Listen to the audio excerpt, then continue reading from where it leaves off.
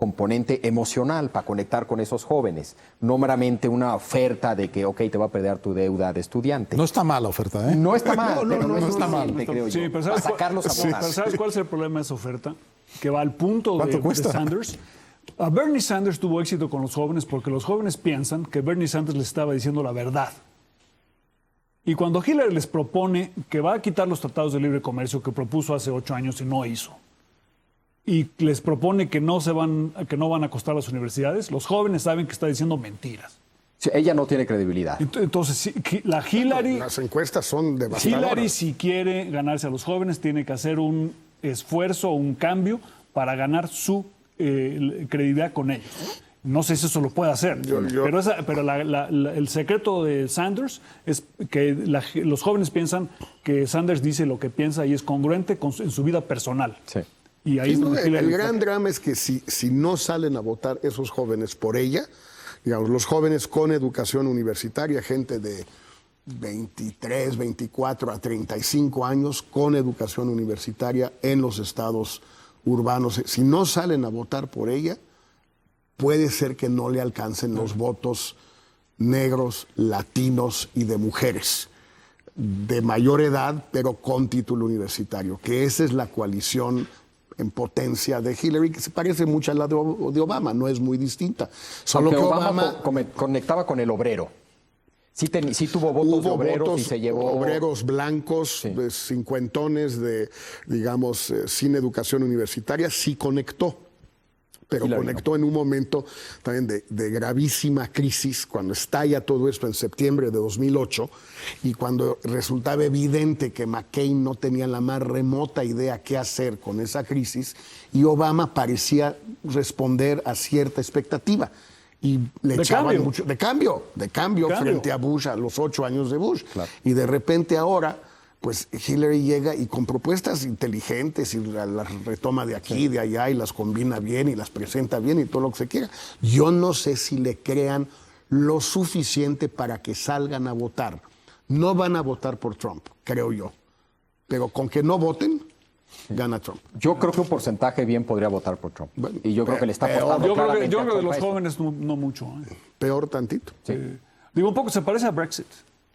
O sea, si en Brexit los jóvenes hubieran salido a votar, Brexit hubiera perdido. Sí, pues, pero no. Aquí Y nadie les habló. Pues Nadie nadie les les habló. habló. Bueno, ¿quién los iba a entusiasmar? Ni los laboristas, ni los conservadores, ni los liberales. Defendían la permanencia en la Unión Europea con entusiasmo. Sí. O sea, bueno, pues la verdad, ni modo. No es ninguna maravilla, la verdad no nos gusta, la verdad no. Pero bueno, pues ni modo, nos Ahí quedamos. estamos. No, pues así está muy difícil. Y si eso pasa con Hillary, Ahora, ¿vieron algún cambio en la convención demócrata, en todos los discursos, en el de propio Hillary, en el ambiente generado, que podrían indicar algún cambio en estos sentidos o realmente no? Yo donde veo realmente un cambio de paradigma es en el lado de Trump, ¿no? Y en el lado republicano. Porque los republicanos, a querer o no, ha habido un consenso más o menos bipartidista en Estados Unidos en torno a, por cierto, ciertas cosas básicas republicanas, en torno a los grandes negocios, en torno a la presencia de Estados Unidos, ¿no? A la presencia de Estados Unidos en el exterior, al libre comercio. Y sin ponerse nunca de acuerdo, siempre está presente el tema de la reforma migratoria. Nunca, y todos tienen un poco su proyecto, no está acordado, pero está compartido como una agenda pendiente de Estados de Unidos. los dos últimos presidentes, Bush 8 años y Obama 8 años. o sea, Ese era más o menos el consenso. Bueno, lo que está diciendo Trump es no a nada de eso. Fin al libre comercio, muro y prohibición de entrada de cualquier musulmán y desenganche de las responsabilidades internacionales en los términos en que se ha sostenido hasta ahora, con esta cosa increíble de decir, bueno, si quieren que intervenga me van a tener que pagar. Bueno, Sí, da risa, pero, Bueno, lo hizo pero Bush padre en Irak, en la primera guerra de Irak. Acuérdate, mandó a Jim Baker a juntar lana al Golfo Pérsico y lo pagaron los saudis. Jorge, pero eso es parte como de la operación del asunto. Sí, no lo dices. No puede ser una cosa, una materia de principio. No, y además estabas haciendo una coalición. Sí, además lo estabas haciendo para Aquí le salvar a están los diciendo quiero que los japoneses kuwaitis. paguen y los coreanos paguen. Bueno, es parte de la operación. Como Eso, bueno. hubiera dicho el clásico, Pero aquí, ¿yo por qué? Aquí lo que está diciendo, lo que Trump está destruyendo es ese consenso inestable, pero en el fondo muy compartido en torno a estas tres cosas: la presencia de Estados Unidos en el mundo y sus responsabilidades militares, para hablar claro, en los conflictos del mundo. Esta cosa del free trade, que es una manera de ser propicio a la globalización. En el fondo es una manera de ser globalifílico. Y este tema de la reforma, algo hay que hacer con la población nueva que estamos teniendo, porque es parte histórica de la manera como se enriquece este país. Algo tenemos que hacer, aunque no nos gusta una buena parte de esa migración, algo tenemos que hacer. Eso lo dinamitó Trump.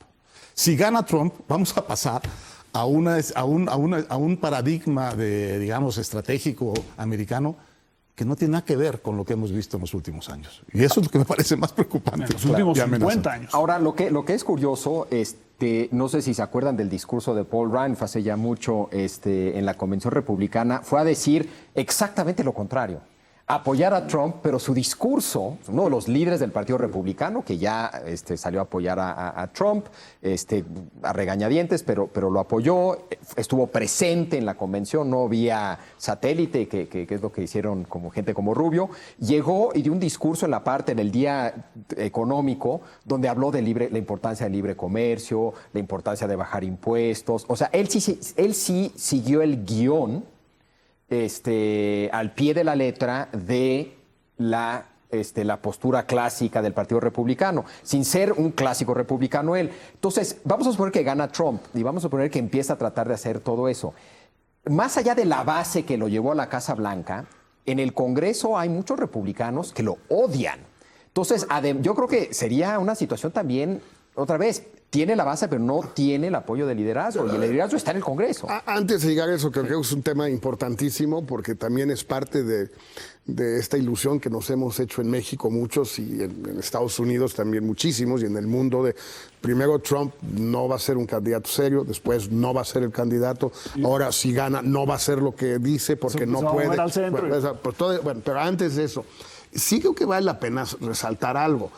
El país que se ve en la Convención Demócrata, pues es un país que no está nada mal. Hombre. Es un país que ha tenido, en mi opinión, por lo menos, maravilla. el mejor presidente de Estados Unidos en la época moderna.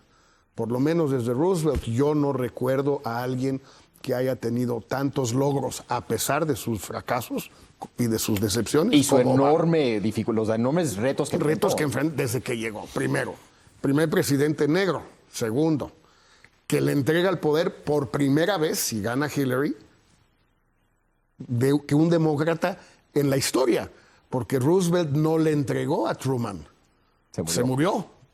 Era una solución más práctica, quizás, pero en fin, más expedita, digamos. Bueno, y que le entrega además a una mujer, la primera mujer, pero a una mujer que tiene que incorporar a su agenda, a su programa, las tesis, en muchos casos muy progresistas, de un socialista. En algunos casos quizás extremas, quizás ilusas, como dices, con razón, pero de todas maneras hay cosas muy progresistas en la tesis de Sanders. Las tesis de Sanders. Y luego con ese apoyo pues, de toda una cantidad de grupos en Estados Unidos, que cada uno quizás sea pequeño, pero si los sumas todos, pues es una diversidad y una riqueza cultural, existencial, pues realmente fantástica. Eso no lo ves hoy en muchos países del mundo. Es una descripción del futuro, uno pensaría. O sea, ahora, pueden perder sí. ante el horror que dice Héctor, pero ese país, pues sí es un país que no sé si haya otro. Fue el discurso de Obama. Fue lo que comunicó Obama. pues, bueno, Sí, que es un poco, lo que decía yo, un poco curioso, ¿no? O sea, porque es un poco republicano. Esta cosa de Reaganesco, se dijo hablar, mucho, ¿no? de hablar de los valores, ¿no? Y De la moral, de la Son cosas religión, muy de la republicanas. familia. Pero lo están haciendo en reacción a Trump, porque Trump ha abandonado esas cosas y el Partido Republicano efectivamente está dividido. Ahora, Estados Unidos, digo, a pesar de la crisis, a pesar de las dificultades de la recuperación, que ha sido la recuperación más lenta, excepto la crisis de 29 en la historia de Estados Unidos, de la gran transferencia de recursos, hoy en día, cuando tú vas objetivamente, tiene razón Obama. O sea, Estados Unidos no está mal y el Midwest tampoco. O sea, si tú lo mides como quieras, en tasas de desempleo, o sea, hay problemas en algunos lados. Ingreso real en los últimos 15 años. Pero eso está relacionado, absolutamente. Ha caído para todos. Pero menos está el relacionado más sobre alto. todo con la crisis económico-financiera. Ok, bueno, pero es una Pero realidad. empezó antes del Empezó 2008. antes, pero- Empezó desde Reagan. En realidad, esto empieza desde 1982. Bueno, yo no creo que eso Concentración de sea- riqueza Co- y pero lo que más empuja esto, en el fondo, es la crisis. ¿eh? Ok. Y la crisis tiene explicaciones que podemos discutir o no, pero es mucho más fácil, desde el punto de vista discursivo, echar la culpa a otro.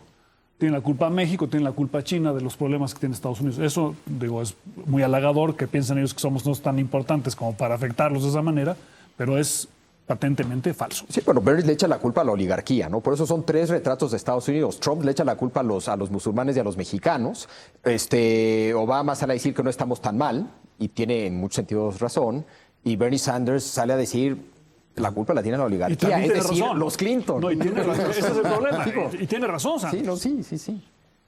Sí está. Digo, sí está. esta tesis, por ejemplo, de que Sanders propone que la educación superior pública sea gratuita, pues no es una tesis muy revolucionaria que digamos. Es lo que vivimos todos nosotros hace 30, 40 años. Empezó a cambiar Estados Unidos, después Inglaterra y otros también, pero la mayoría de los países europeos no han cambiado en eso. Y en efecto resulta una barbaridad que además de pagar impuestos altísimos, por ejemplo en California, si mandas a tu hijo a la universidad pública en California de altísima calidad, te cuesta $30,000 al año. Si lo mandas a una universidad privada, te cuesta $60,000, ok. Pero $30,000 ya es una lana, ¿eh? No, bueno, para mucha gente es productivo. Ahora, el problema es que muchos americanos no van a irse con eso con Sanders. O con Hillary. no, O sea, no es, digamos, está en contra de su forma de pero ver las cosas. tiene Sanders algo Sí, de razón. O sea, no, tiene mucha ¿cómo razón. es posible que Estados Unidos Tiene no pueda mucha razón. permitirse el lujo de tener una educación superior pública gratuita? Y el Ahora, lo argumento que- de Sanders, sobre todo, es que precisamente porque somos este gran país, o sea, otra vez, él dice es que somos este gran país, el más rico, es el colmo que no podamos. O sea, si es una visión con todo el optimismo de Obama, vamos a decir, pero precisamente diciendo, y por eso es tan injusto. Y por eso hay que hacer algo. Pero, Entonces, es muy si tú potente ese propones discurso. incrementar impuestos, es una garantía de que pierdes la elección. Eso sí. Ahora, preguntabas tú de cambios en la convención. Yo creo que por lado demócrata, uno de los cambios es van a atacar a Donald Trump. Sí. O sea, eso es... Se han gastado mucha lana. Hillary se ha gastado una cantidad de millones en atacarlo. Trump no ha contestado con sus propios anuncios porque no tiene ese dinero y no ha pasado nada. Pero bueno, esa va a ser una parte importante de la estrategia de ellos, de atacar directamente a Donald Trump en materia de impuestos, de que no hace públicas sus declaraciones de impuestos, de que no es una persona fiable y de que ella es la que puede en realidad hacer las cosas bien. Y va a ser una campaña muy negativa. Porque también obviamente Trump va a atacarla a ella. Sí, lo va a estar También muchos horrible. flancos débiles. flancos, ¿no? Sí. Muchos flancos débiles.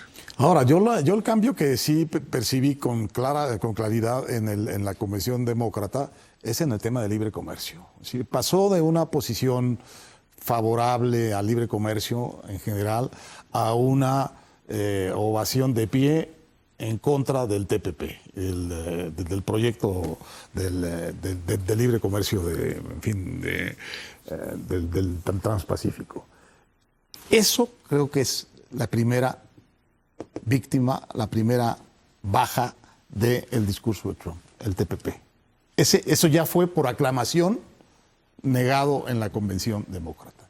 Y yo creo que ese hilo va a seguir, porque me parece que en el fondo de la audiencia de Sanders hay la queja de los viejos sindicatos, clientela del Partido Demócrata, por el libre comercio y por la pérdida del estatus que tenían como que se les va trabajadores al republicano muy fácilmente. Y yo creo que nosotros, aún si Hillary gana la elección, vamos a tener, Luis es más optimista que yo, vamos a tener un problema muy serio de renegociación política, o por lo menos de debate político respecto de los ajustes que van a querer esos sanderistas y esa Hillary y esos votantes de Trump también, hacerle a nuestro Tratado de Libre Comercio, porque a nosotros nos ha ido muy bien. Lo discutía con Jorge el otro día, nos ha ido maravillosamente bien. Pero hay parte de la promesa del Tratado de Libre Comercio, me decía Jorge, que no se ha cumplido a los ojos de Estados Unidos. ¿Cuál es esa gran promesa? Que la prosperidad que iba a traer el tratado, el NAFTA, a México, iba a reducir, iba a mejorar la calidad de la vida en México e iba a reducir tanto la migración ilegal como el paso de drogas ilegales. Y no parece ser el caso, visto desde el lado de allá. Sin lugar a duda. No, tenemos que hacer una pausa, pero si quieren regresamos precisamente a hablar de por qué todo esto importa y mucho para México en múltiples temas, incluyendo, por supuesto, el tema comercial. Hacemos una pausa y regresamos con más sobre el proceso electoral de Estados Unidos. Quédese aquí, que continúa la hora de opinar.